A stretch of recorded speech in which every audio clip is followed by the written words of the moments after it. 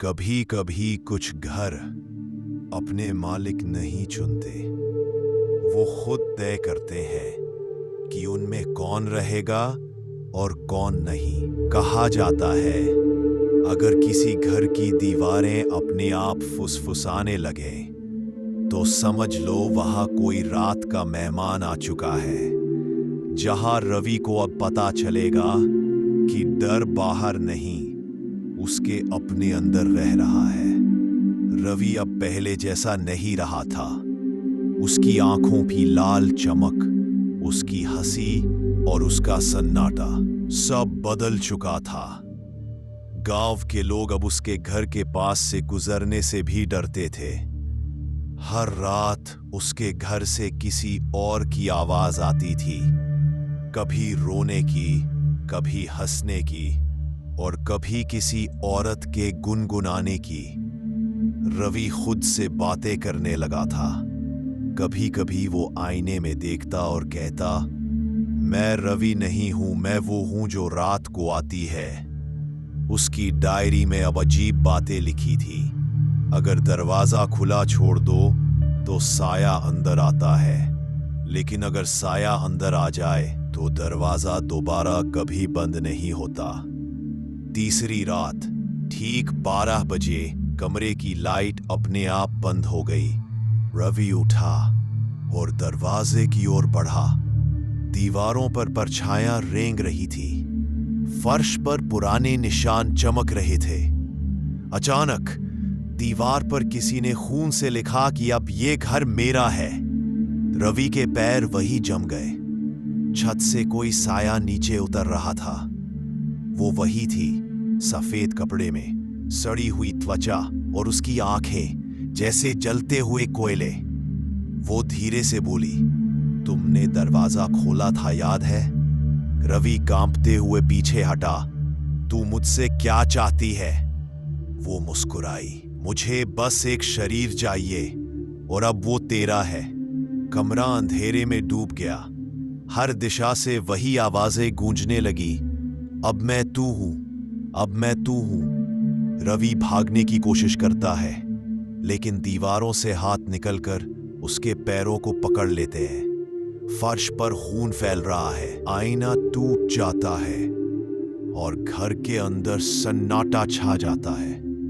बस आखिरी आवाज आती है, रात का मेहमान अब हमेशा के लिए यहीं रहेगा। रवि धीरे धीरे हवेली के तहखाने में उतरा। नीचे पहुंचते ही हवा में अजीब सी ठंडक थी, जैसे किसी ने वहां बरसों से सूरज की रोशनी को कैद कर रखा हो। दीवारों पर पुरानी तस्वीरें टंगी थी। एक में एक छोटी लड़की अपनी मां के साथ खड़ी थी। तस्वीर के नीचे लिखा था, मीरा और उसकी मां, 1932। रवि का दिल तेजी से धड़कने लगा। उसने एक पुरानी मेज पर रखी डायरी उठाई और उसके पन्ने पलटने लगा।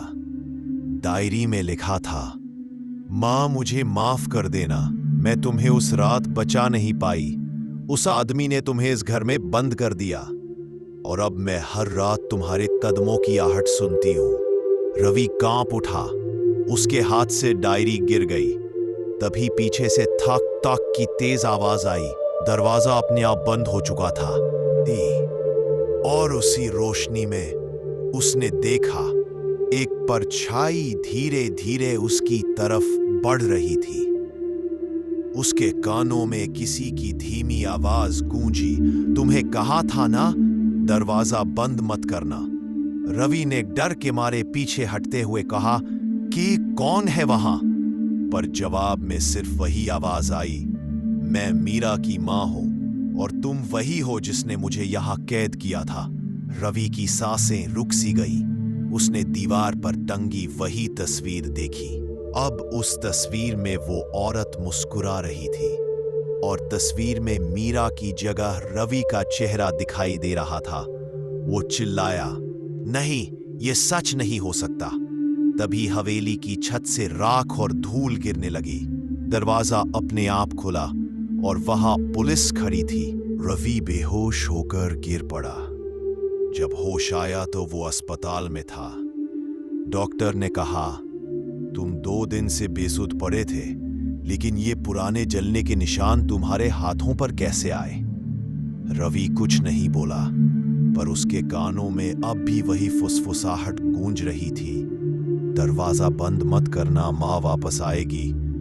रवि तो उस रात बच गया, पर उस हवेली का दरवाजा अब भी कभी कभी अपने आप खुल जाता है।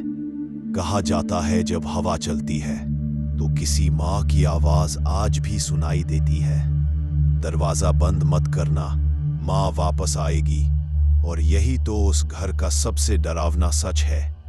कहानी यही खत्म नहीं हुई, क्योंकि अगला भाग रात का मेहमान पार्ट 5 आपके सामने जल्द आने वाला है।